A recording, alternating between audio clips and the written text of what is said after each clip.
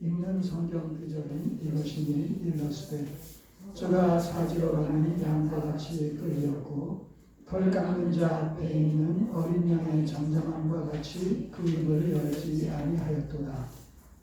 낮을 때에 공명된 판단을 받지 못하였으니 누가 가히 그 세대를 말하리요 그 생명이 땅에서 빼앗기리로다 하였거늘 내시가 빌리터로 말하되 청컨대 묻노니 선지자가 이 말한 것이 누구를 가리키느냐 자기를 가리키느냐 타인을 가리키느냐 빌립이 입을 열어 이 글에서 시작하여 예수를 가르쳐 복음을 전하니 길 가다가 물 있는 곳에 이르러 내시가 말하되 보라 물이 있으니 내가 세례를 받음에 무슨 거리낌이 있느냐 이에 명하여 병거를 머물고 빌립과 내시가 둘 다 물에 내려가 빌립이 세례를 주고 둘이 물에서 올라갈새 주의 영이 빌립을 이끌어 가는지라 내시는 흔형이 길을 가므로 그를 다시 보지 못하니라. 빌립은 아소도에 나타나 여러 성을 지나다니며 복음을 전하고 가이사랴에 이르니라. 아멘. 기도드리겠습니다.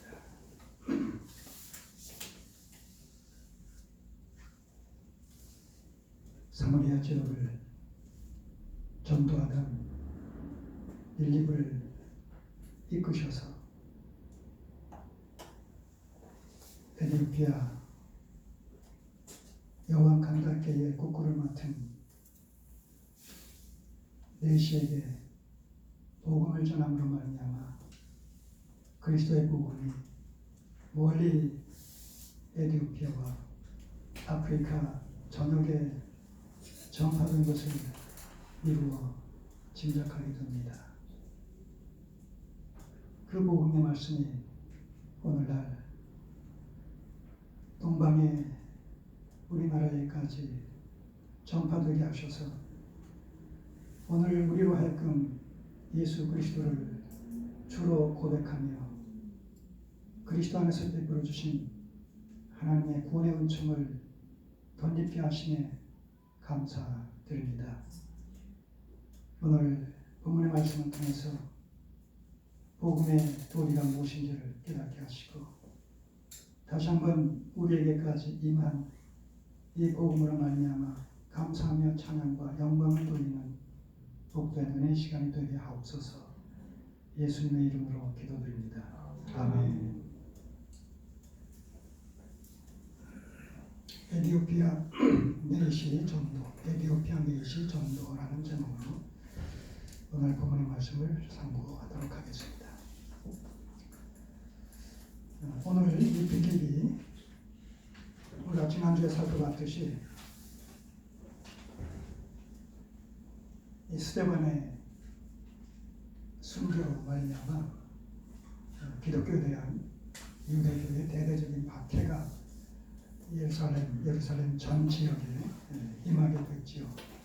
그로 말미암아서 예루살렘 교회는 불가피하게 사방팔방으로 흩어질 수밖에 없게 됐습니다. 그러나 하나님께서는 그 박해를 오히려 선언하셔서 유대와 예루살렘과 유대와 사마리아와 땅끝까지 이르러 내 증인이 되게 해주시겠다는 그 약속의 말씀을 성취시키시는 앙편으로 삼으신 사실을 우리가 보게 되죠. 참으로 하나님의 구속사가 이 세속사를 앙편 삼아 성취되고 있다, 진행된다, 이런 하나의 명제를 발견하게 됩니다. 그렇게 해서 예루살렘을 떠나게 된 빌립이 사마리아 지역에서 복음을 전하게 됨으로 말미암아 많은 이 사마리아 사람들이 유대인들의 입장에서 보게 되면 구원도 없고 또 유대인의 그 초원에 들어올 수도 없는 이런 혼혈족 사마리아인들이 대거 예수 그리스도의 복음을 빌립으로부터 듣고 회개하고 또 세례를 받음으로 말미암아 구원받는 역사가 일어나죠.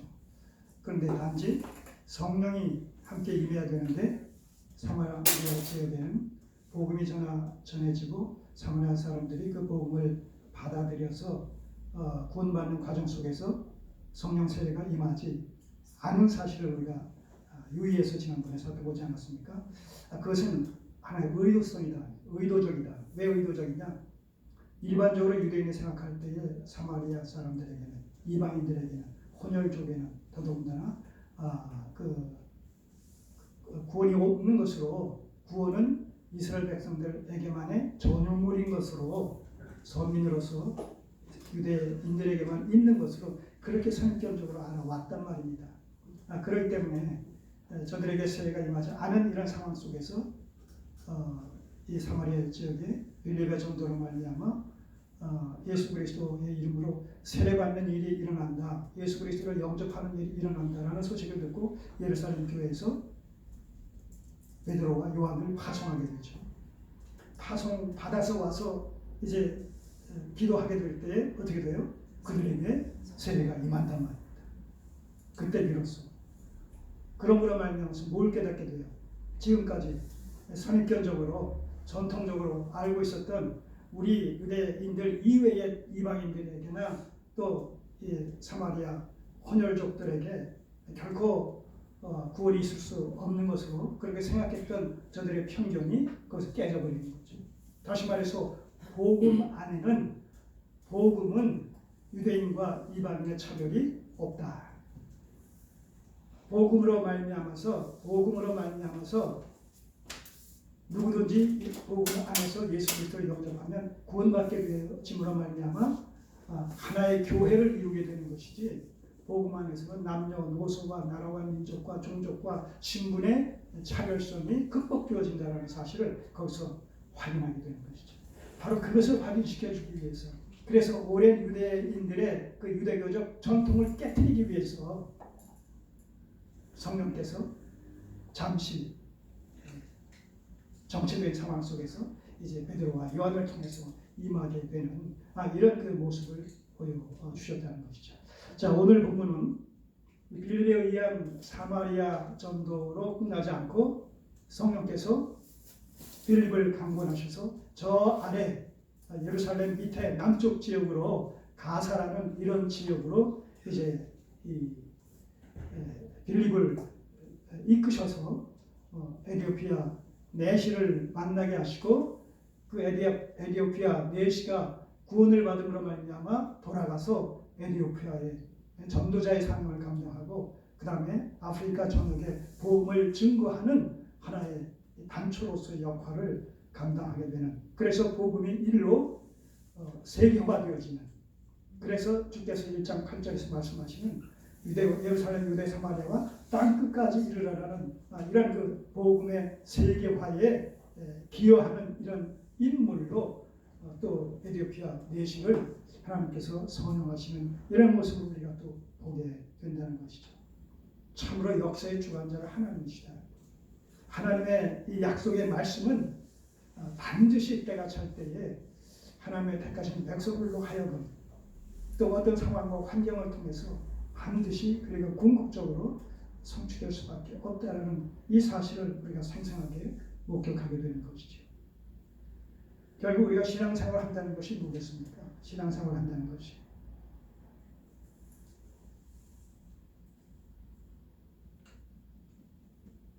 이 약속의 말씀을, 성경의 계시의 말씀을 우리에게 주신 하나님에 대한 전폭적인 신뢰의 믿음을 어떤 경우라도 우리가 잊지 않고 잃어버리지 않고 바로 위에서 적용시켜 나아가는 그런 전인적인 삶이 이 신앙생활 아니겠습니까? 하나님에 대한 전인적이고 전폭적인 신뢰의 믿음, 하나님의 성경에 입각한 약속의 말씀을 의지해서, 그것이 믿음이요, 그것이 신앙입니다. 그 말씀이 없으면 믿음이 성립이 안 되는 것이죠. 믿음은 어디서 난다고 했어요? 들음에서. 그 들음의 내용은 그리스도의 말씀이다. 그러니까 말씀이 없으면 믿음이 성립될 수가 없는 거예요. 자기 성인의 좋을 대로 행할 수밖에 없는 것이죠. 그건 자의적 숭배신앙이 되는 것이죠.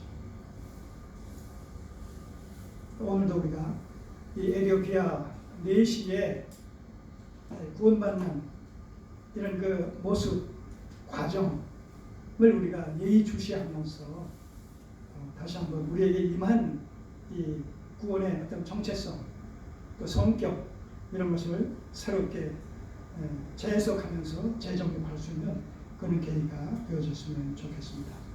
오늘 이 26절에서 40절까지 내용을 세 문단으로 이렇게 좀 나누어서 살펴보도록 하겠습니다. 26절에서 28절까지의 내용은 이제 빌립을 메시아에게로 인도하시는 이 성령의 역사를 우리가 보게 될 것이고, 29절에서 35절까지는 빌립이 메시아에게 복음을 증거하는 이런 내용을 살펴보게 될 겁니다.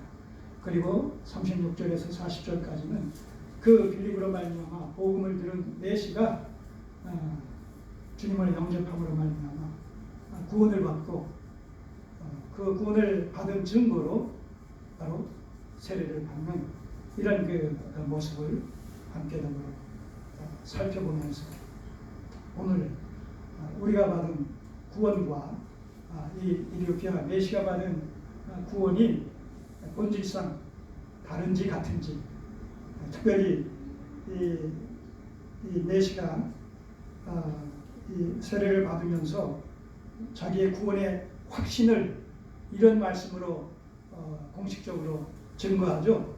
그 36절을 한번 보세요.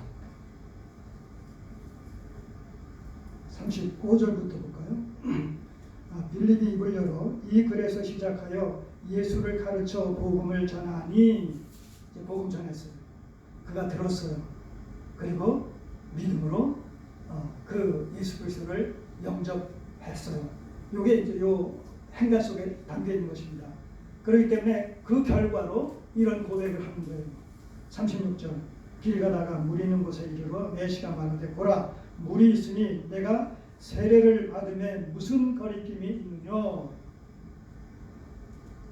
세례를 받음에 무슨 거리낌이 있느냐. 이 얘기는 뭐예요? 내가 예수 그리스도를 믿음으로 말미암아 그 믿음의 구원의 확신을 가졌고 그 구원의 확신에 대한 증거로 지금 당신이 내게 얘기해준 구원과 세례의 불가분리의 관계성이라는 이런 측면에서 얘기해준 그 세례를 내가 받음에 있어서 무슨 거리낌이, 무슨 주저함이 있겠느냐, 이렇게 당당하게 얘기함으로 말미암아 세례를 요구하는 이런 모습을 보게 되는 것이죠. 우리가 받은 세례가 바로 이렇게 에티오피아 메시가 고백할 수 있었던 이런 심정을 가지고 우리가 과거 어느 때에 세례를 받았느냐 하는 거죠. 침례를 받았느냐 하는 거죠.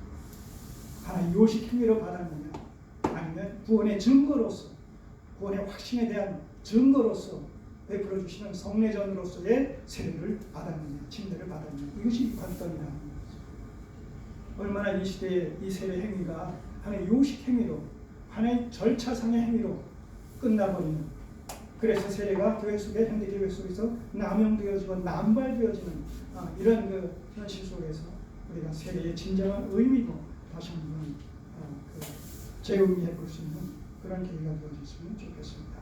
자, 우선 성령께서 빌립을 북쪽 사마리아 지역에서 남쪽 가사 지역으로 이끌어 가시는 이런 내용을 살펴보도록 하겠습니다. 26절을 보시면 주의 사자가 빌립더러 일러 가로되 일어나서 남으로 향하여 예루살렘에서 가사로 내려가는 길까지 가라 하니, 음성으로 이렇게 들려주셨다기보다 성령의 어떤 감동으로 말미암아, 감화로 말미암아서 그런 충동을 느끼는 것이죠. 어디로 가고 싶은 강한 열망을 갖게 되는데 그것이 성령의 역사하심으로 말미암아서다 하는 거죠. 이 복음 증거와 관련해서 특별히 사도행전에서 나타나는 이제 성령의 강림으로 말미암아 복음이 전해지고 교회가 세워지는, 그리고 곳곳에 이제 복음이 전파되어지는 이 과정 속에서 성령께서 주도적으로 역사하시는 이런 모습을 우리가 보게 되지 않습니까? 성령으로 말미암지 않고서는 예수를 주라 시인할 수 없다는 것이죠. 네. 곳곳에서 이 사도행전에서 나타나고 있는 복음 증거의 어떤 주체로서 성령이 강조되는 것을 보게 됩니다. 그래서 사도행전은 다른 의미로 성령 행전이다 이렇게도 별명이 붙어 있습니다. 그래서 주의 사자가, 왜냐하면 이 주의 사자가 그 29절에 보게 되면 성령이 빌립도로 이르시되 이 병거로 가까이 나아가라 하시니, 이 주의 사자가 여기서는 또 성령으로 바뀌어지지 않습니까? 그런 의미에서 이 주의 사자가 성령이나 본질상 동일 인물인데 누구냐라고 했을 때 우리는 성령으로 이렇게 볼 수가 있는 거예요. 빌립도로 일러가로되 일어나서 남으로 향하여 예루살렘에서 가사로 내려가는 길까지 가라 하니 그 길은 광야라. 우리가 복음을 증거하는 이런 선교의 사명을 감당하는 그 길은 수월한 길이 아니지요. 여건적으로, 환경적으로도 그렇고 또 인간 관계성 속에서도 그렇고 이 세상은 복음을 흔쾌히 자원해서 기쁨으로 받아들이지 않지요. 왜냐하면 이 세상 자체가 사단이 왕노릇하는 그런 그 통치 속에 있는 것이기 때문에 끊임없이 복음에 저항하는 것이지.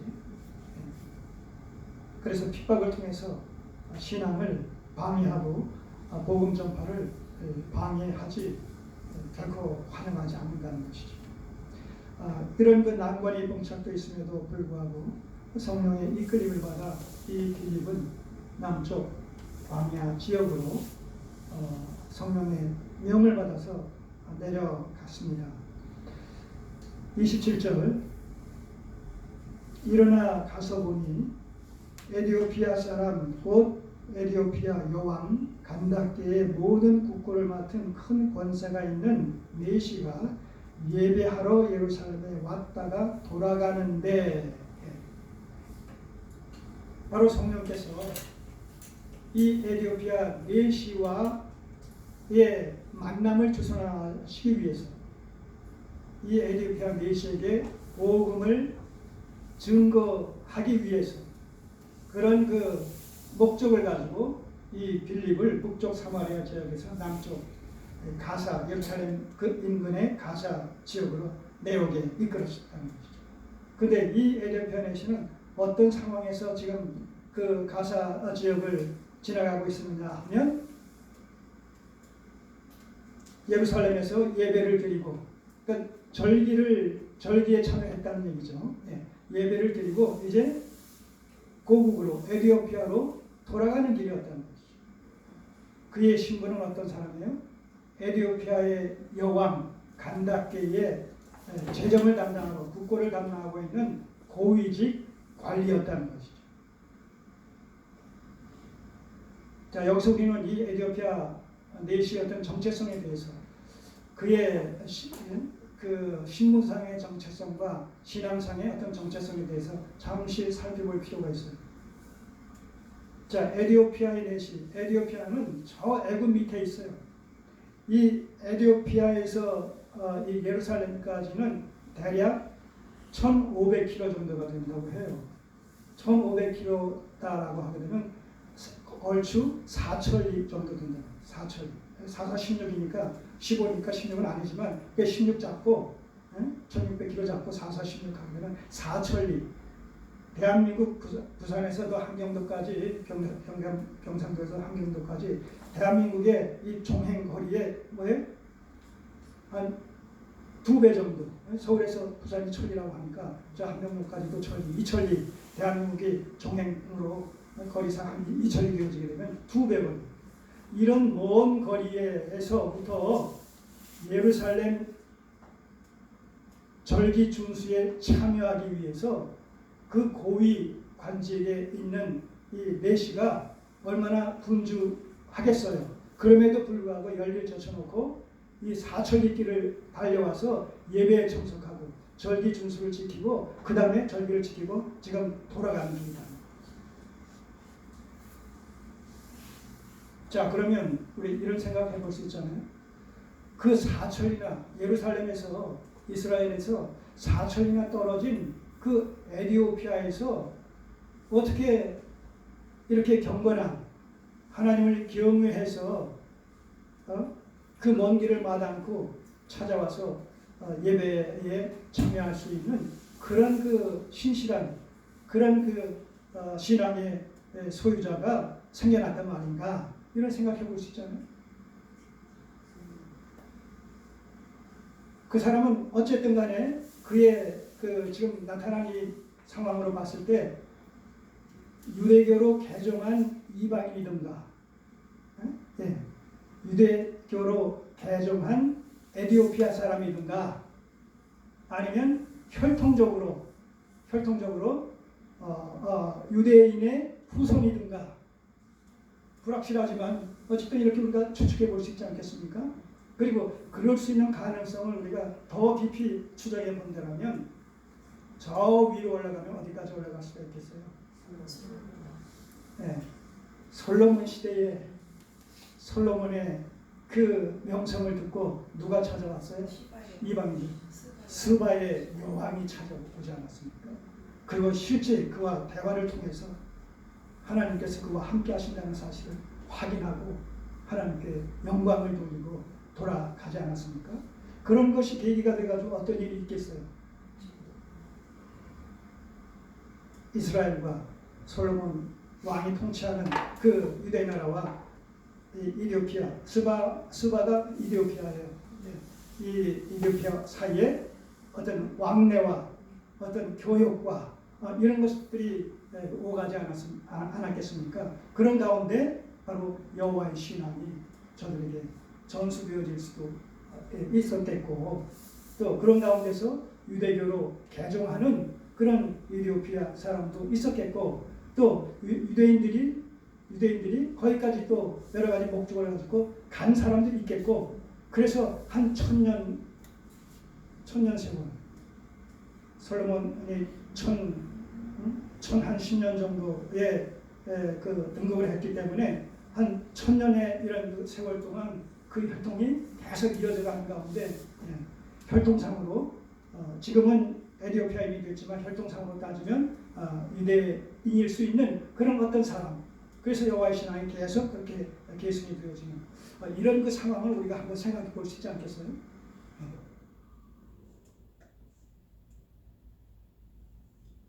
우리나라도 최초의 이런 복음이 이런 외국인들을 통해서 이 해안지대로, 서해안이나 남해안이나 이런 해안지대로 이렇게 들어옴으로 말미암아서 나타난 현상으로 해석할 수밖에 없는 여러 가지 그런 일들이 있을 수 있어요. 분명히 이런 서해안 이 섬에 사는 사람들인데, 우리나라 사람들인데 보면 완전 외국인의 어떤 그 형상을 갖고 있는 그런 우리나라 사람들이 있단 말입니다. 다 그런 어떤 관계 속에서 그런 것들이 있을 수 있지 않았나, 그런 생각을 해보게 되는 것이죠. 어쨌든 간에 이 에티오피아 내시도 그런 맥락 속에서 우리가 한번 유추해 볼 수가 있다는 거예요. 과거의 역사와의 관계성 속에서.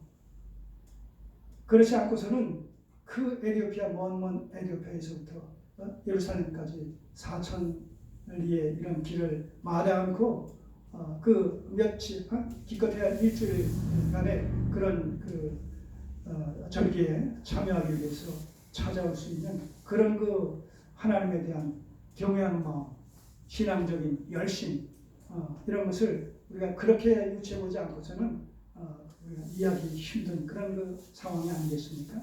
어쨌든 그 에티오피아 내시는 그렇게 하나님을 경외하는 자요, 그렇게 하나님에 대한 신앙이 열심이었던 자다라는 사실을 우리가 여기서 확인해 볼 수가 있는 것이죠.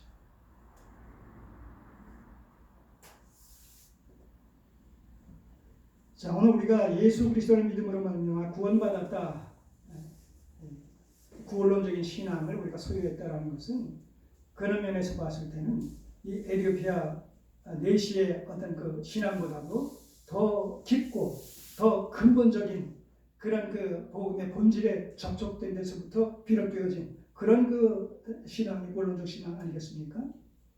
그렇다면 어떻게 보면 산술적인 이 계산으로 우리가 접근한다면 우리의 열심이 이 에티오피아 내시의 열심보다도, 하나님 경외하는 것보다도, 더 말씀을 사모하는 것보다도 더 해야 된다는 것이죠. 우리가 예배에 참석한다는 것이 단순히 어떤 습관적으로 관습에 의해서 그렇게 우리가 정했으니까 그런 이상의 것이어야 된다는 얘기죠.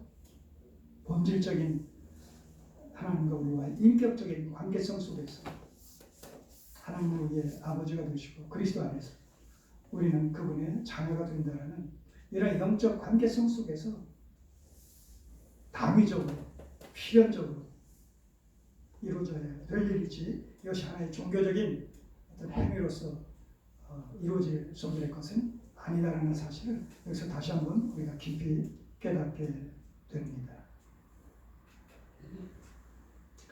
에디오피아 여왕 감답게에 모든 국고를 맡은 큰 권세가 있는 메시가 예배하러 예루살렘에 왔다가 돌아가는 이런 길에 이제 빌립을 만나게 되는 것이죠. 바로 하나님께서 택하신 백성을 구원에 이르게 하시기 위해서 전도자 빌립을 이제 그와 만나게 하시는 이런 주권적인 섭리의 손길을 여기서 우리가 보게 됩니다. 이런 것을 보게 되면 오늘 우리가 과거 어느 때에 누구의 말씀을 듣고 누가 전하는 이 복음의 말씀을 듣고 또 우리 마음의 문이 열려서 그것을 받아들임으로 말미암아 주님을 영접하게 되는 이런 구원 사건도 그저 평범하게 우연하게 현실 속에서 진행되어지는 사건이 아니라 그 이면에서는 하나님의 보이지 않는 손길의 어떤 섭리가 있었을 수밖에 없겠구나라는 사실을 한번 생각해 보면서 우리가 새롭게 감사의 마음을 전하게 되는 것이죠. 또 우리가 같이 이렇게 모여서 만나서 언약교회라는 이름하에 만나서 우리가 신앙의 동질성을 추구해 나가고 있는 이런 우리가 함께 모여서 교회를 이루고 있다는 이 사실도 우연의 산물이 아니라는 것도 우리가 또 깨닫게 되는 것이죠.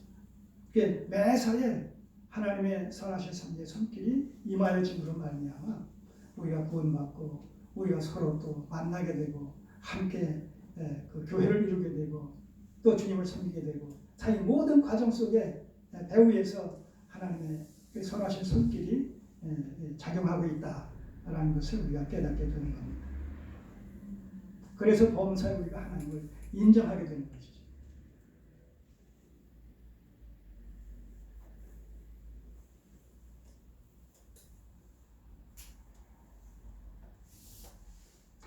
병거를 타고 그냥 가는 것이 아니라 얼마나 피곤하겠어요. 그 먼 길을 와서 일주일 동안 내내 또 그런 집회에 참석했다가 이제 돌아간다. 아마 이제 돌아갈 때까지 좀 쉬면서 가자. 아마 그럴지 모르겠는데 이 에디오피아 내시는 그렇지 않았어요. 보니까 어떤 모습이었습니까? 돌아가는데 병거를 타고 선지자 이사야의 글을 읽다가 절기 기간 동안 율법을 공부했는지 모르겠어요. 가르침을 받았는지 모르겠어요. 어쨌든 그는 피곤한 몸을 이끌고 돌아가는 이런 여정길에서도 잠을 자는 것이 아니라 쉬는 것이 아니라 하나님의 말씀을 특별히 이사야서를 또 집중적으로 읽고 묵상하면서 지금 병거를 타고 귀국길에 올랐다는 얘기죠.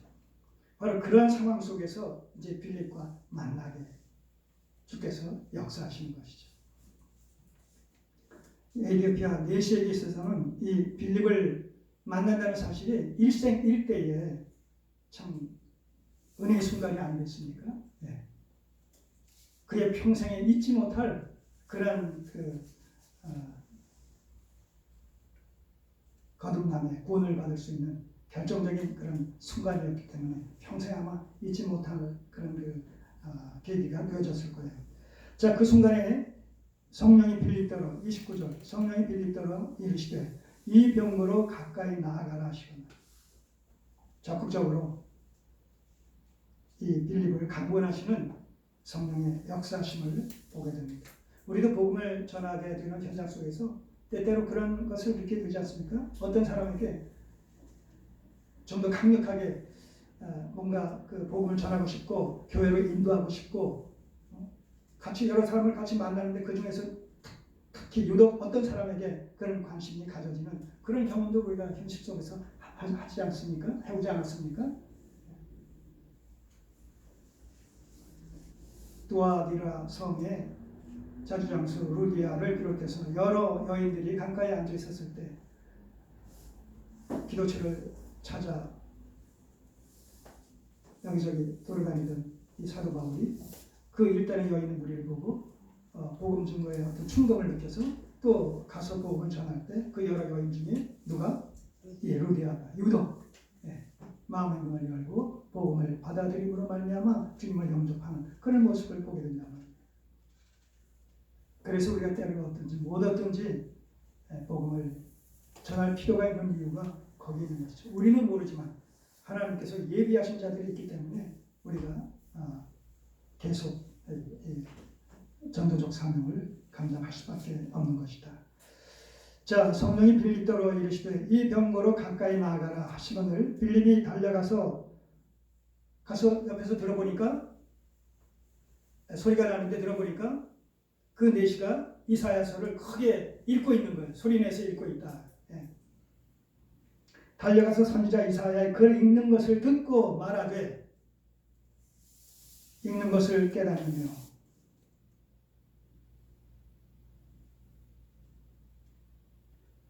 대답하되 지도하는 사람이 없으니 어찌 깨달을 수 있느냐. 여기서 이제 복음의 교제가 이루어지는 것이죠. 어떤 계기에 우리가 어떤 사람들과 만날 수 있는 계기가 되어진다면 그들과의 이런 그 교제 속에서 자연스럽게 이 복음을 전하는 그런 계기가 마련되어지게 되지 않겠습니까? 자, 읽는 것을 깨닫느냐 대답하되 지도하는 사람이 없으니 어찌 깨달을 수가 있느냐. 자, 이런 것을 보면서 이 에디오피아 내시가 얼마나 말씀을 사모하는 이런 사람인가.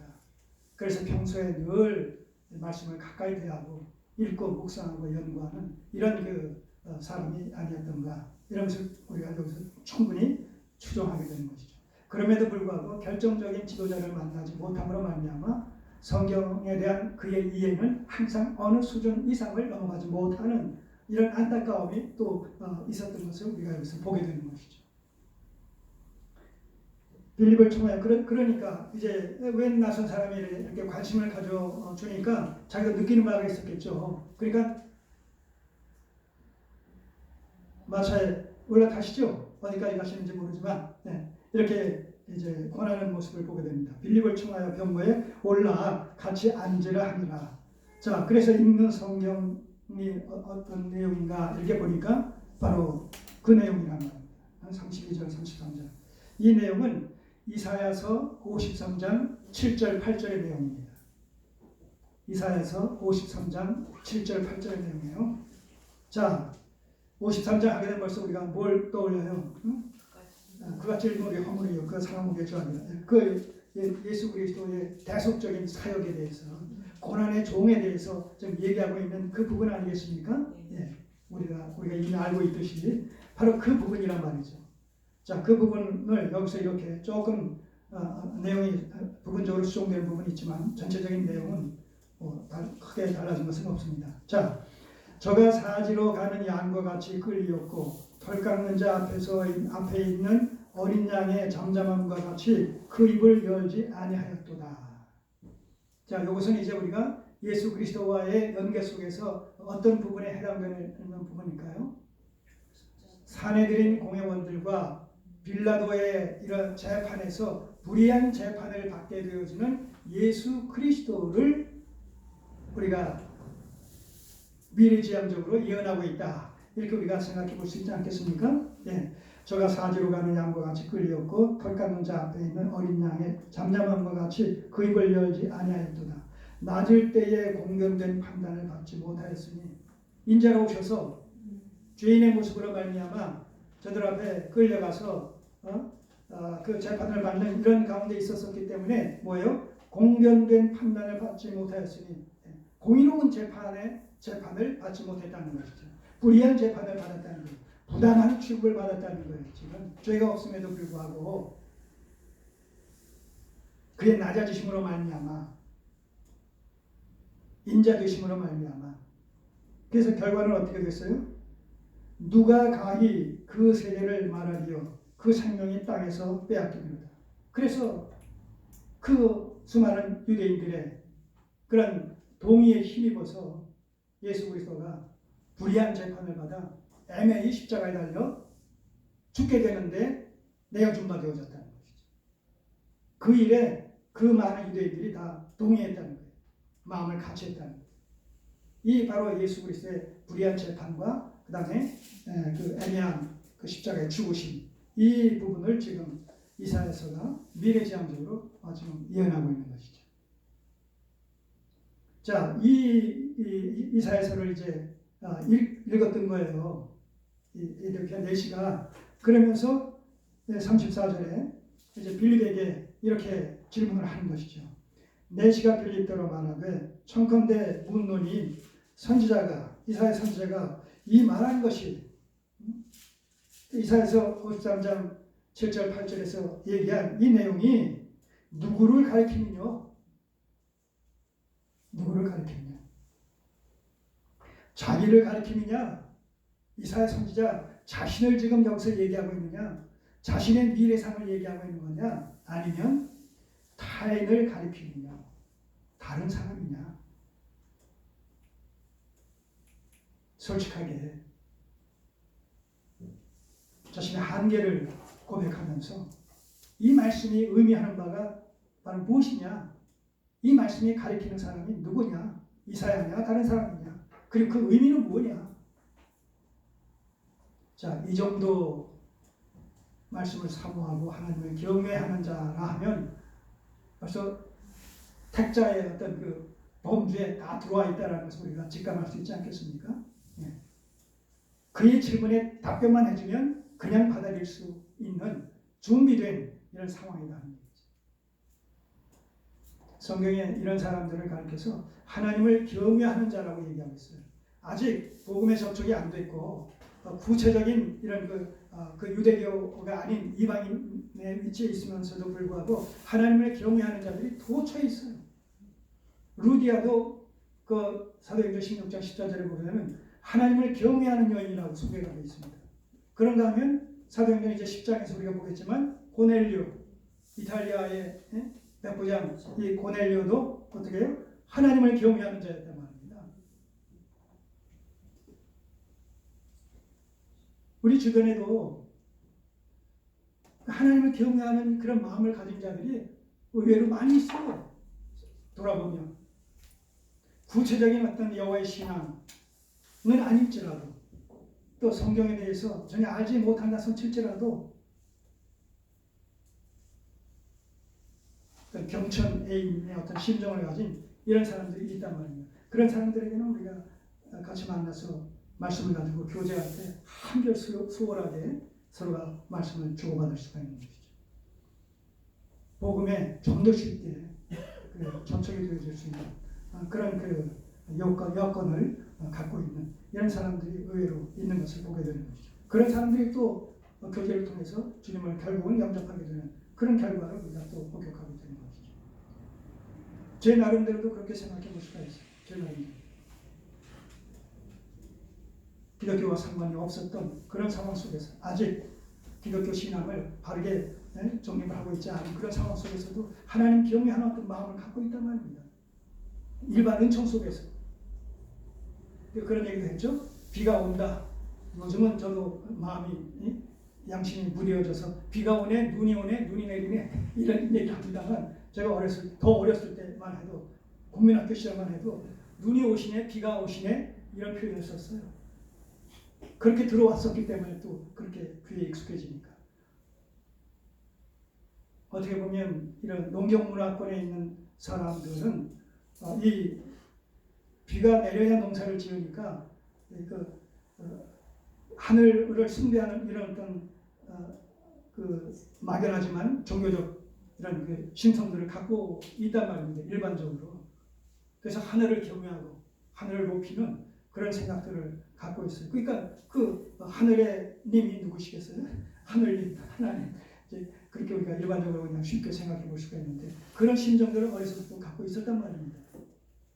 그것조차도 내가 갖고 있는 것이 아니라 그런 마음을 심성을 하나님이 주셨다 이제 이렇게 우리가 해석할 수밖에 없는 것이지만 뭔가 특별한 것들이 있어요. 차별화되어진 특별한 것들이 있어요.